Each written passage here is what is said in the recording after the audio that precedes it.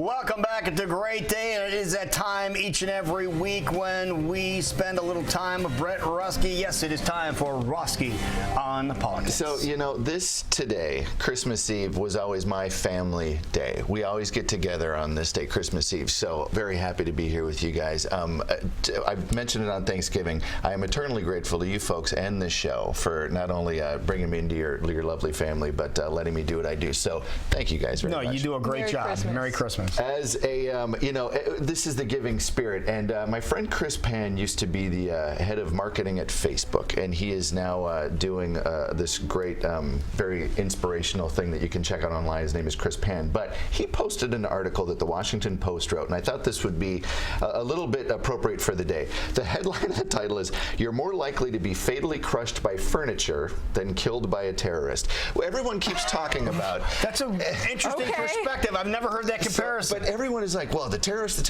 Right. And yes, it is real, it's important, and it needs to be addressed. However, the facts are the facts. I like to, as you know, my show is bipartisan. I try not to take stances on things, but the numbers don't lie. One of those, so 2010, 13,186 people worldwide sadly died in terror attacks. That's true. How many of those were U.S. citizens? 13,000 people. How many? 100. Okay.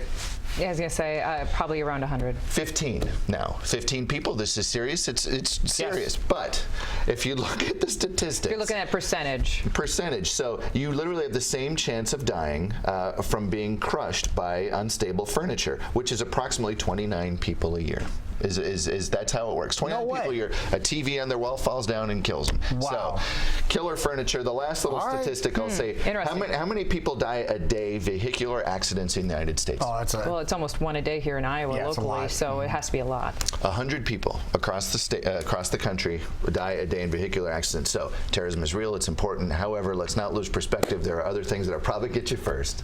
Happy Merry Christmas. Yeah, Merry Christmas, everybody. Again. Back to politics. So Howard Dean was in town and talking about his pick. Obviously, he participated in the presidential race here a few years back. And right after that, we're going to show a clip of the Medal of Honor ceremony. We got this clip from the White House. You're going to want to stick around for that. But first, my chat with Howard Dean right here in town. Let's take a look. Howard Dean, and presidential candidate. You're here in Iowa. Do you miss being a candidate yourself? Not a lot.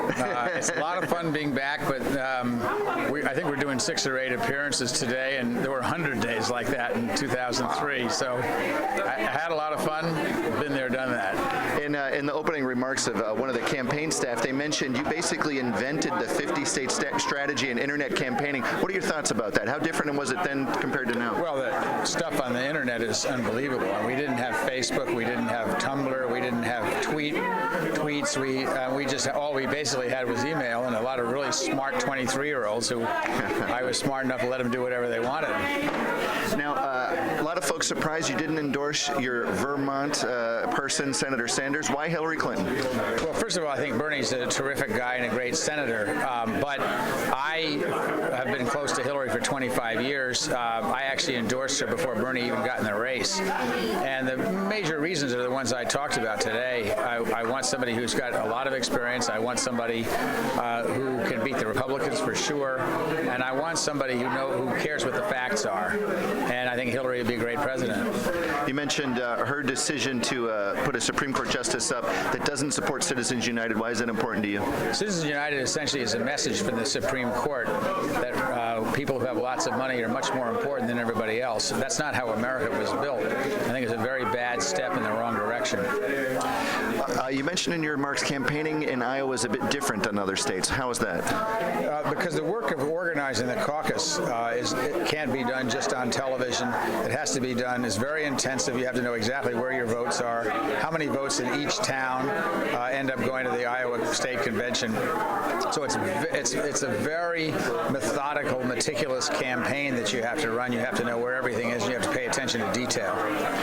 You've been down this road before. There's approximately 40 days left before the actual caucuses. What does your candidate need to do to really bring it home? Keep doing what she's doing. She's working really hard in Iowa. She's here a lot.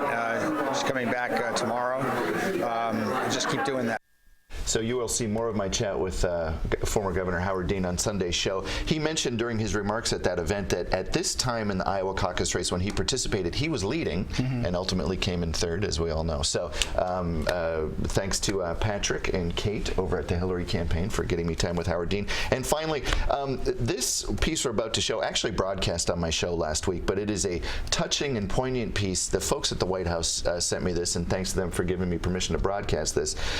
The Medal of Honor is given out very rarely. It's given out in times where, and you'll see, where they don't think the person's act of heroism, they shouldn't have lived through it. And this is, especially on today, Christmas Eve, I thought this was important. It talks about family, it talks about bravery, it talks about American patriotism. Here is how the Medal of Honor is awarded in this country. Let's take it.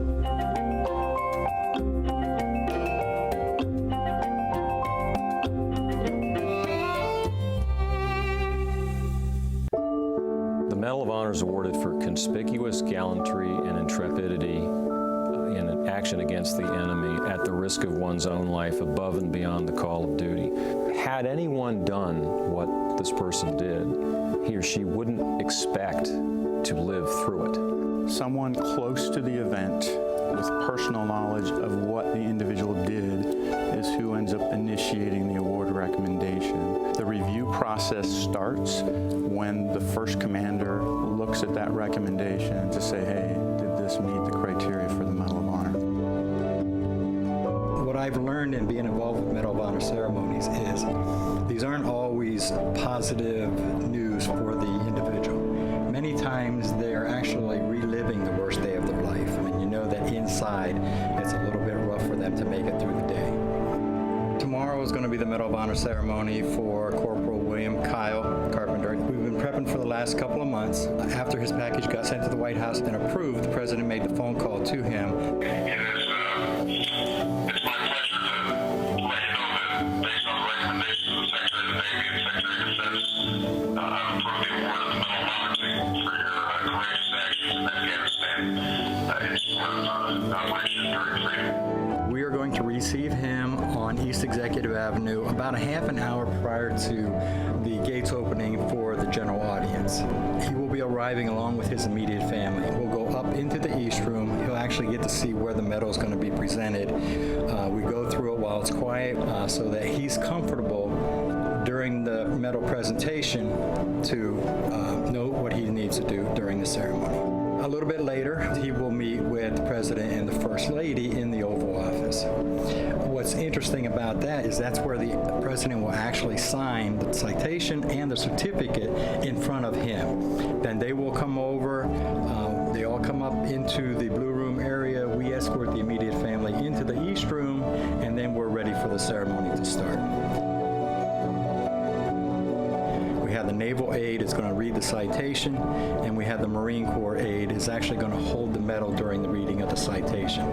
At its conclusion, the President will take the medal from the mill aide and then place it around Corporal Carpenter's neck.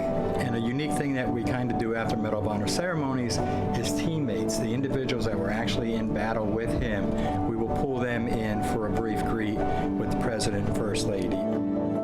I served in the Marine Corps myself, and I'm enthralled by the stories themselves. It is amazing the kinds of things that people will do in the most dangerous situations where no human would be expected to put themselves at that kind of risk. The man you see before you today should not be alive today. Hand grenades are one of the most awful weapons of war. But we are here because this man, this United States Marine, faced down that terrible explosive power, that unforgiving force, with his own body. In the case of Carpenter, jumping on a grenade, the wounds that were sustained by Corporal Carpenter, it's amazing that he has recovered to the point that he has. I mean, that in itself is just an amazing story. This isn't changing us, just good old family from middle of nowhere, South Carolina. So, we're still the same people. Obviously, the spotlight is on us right now and will be for a while. But when it all comes down to it, I raised my right hand and I went over there knowing the risk. risk, and I'm proud of what I did, but that doesn't define me. I'm more proud of just being a Marine. I wanted to be a Marine first while I could and while I had the opportunity and while my body would allow it. So I did that, and now it's just looking forward, and I'm going to just try to impact the world and the people around me in the most positive way I can, and try to be a good person and do good things.